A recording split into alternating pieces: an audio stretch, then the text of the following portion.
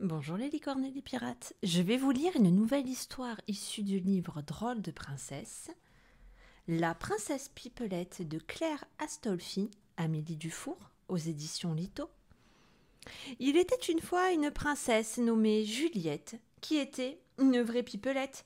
Elle parlait tout le temps, à tort et à travers. Un jour, sa tante Daphné vint pour le goûter.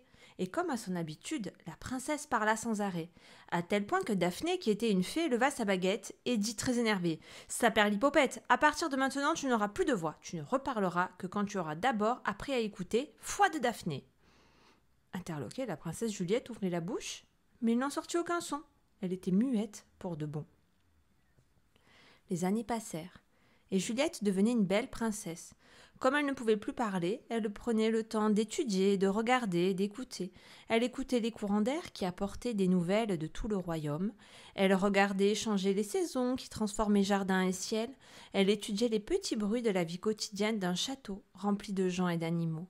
Tout cela tournait dans sa tête, se transformant en histoire qu'elle écrivait dans son grand cahier bleu. Bientôt, dans toutes les maisons du royaume, on lut le soir aux enfants les contes de la princesse muette. Le roi, quant à lui, il était très malheureux, car il se demandait comment trouver un époux à sa fille. Et un jour se présenta au château un peintre, beau comme le jour, mais sourd comme un pot. Tout le monde admira ses tableaux, sa prestance et sa gentillesse, et le roi charmé lui demanda de faire le portrait de la princesse Juliette. Le peintre accepta. À la princesse silencieuse qui se posait, il se mit à raconter son histoire. Il s'appelait Basile et il était le prince d'un royaume lointain. Tout petit, il avait pris l'habitude d'écouter aux portes, jusqu'au jour où il avait surpris le secret d'une fée. Cette dernière, pour le punir de son indiscrétion, l'avait rendu sourd afin qu'il comprenne que tout n'était pas bon à entendre. Depuis, il observait, peignait et racontait. Puisqu'il était sourd, il ne pouvait pas régner à la place de son père. Alors il avait décidé d'apprendre le dessin et de voyager à travers le monde pour peindre les gens. La princesse Juliette le regarda et lui sourit avec bienveillance.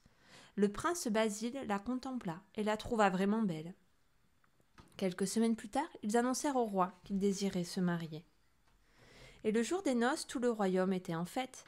La princesse Juliette et le prince Basile venaient d'échanger leurs anneaux et de s'embrasser, qu'en stupeur, la princesse Juliette s'écria « Que c'est agréable !»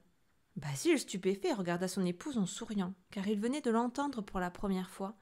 Juliette pouvait enfin entendre. Comme tous deux avaient appris à être attentifs, ils devinrent un très bon roi et une très bonne reine, pleine de sagesse, d'imagination et de talent. Et naturellement, ils eurent beaucoup d'enfants. Cette histoire vous a plu ? Laissez-moi en commentaire les prochaines histoires que vous voulez que je vous raconte.